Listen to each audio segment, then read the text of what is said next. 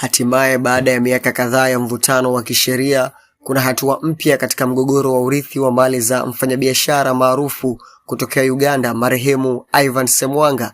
Taarifa zinazoendelea kusambaa zinaeleza kuwa mahakama ya familia jijini Kampala imefanya uamuzi unaosemekana kuelekeza kuwa mali za Ivan zinabaki kwa watoto wake pamoja na mama yao Zarina Hassan. Kumbuka Ivan Ssemwanga alifariki mnamo mwaka 2017.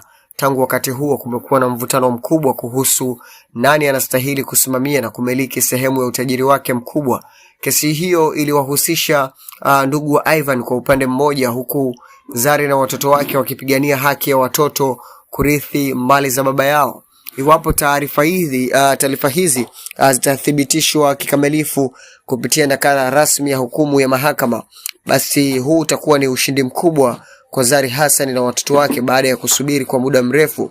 Hata hivyo, ni muhimu kufahamu kuwa hadi sasa nakala rasmi ya hukumu haijawekwa wazi kwa umma. Hivyo baadhi ya taarifa ambazo zinapata kusambaa zinategemea ripoti za vyombo vya habari na si hati rasmi ya mahakama ambayo imethibitishwa. Bana, tuandikie kwa maoni yako hapo chini.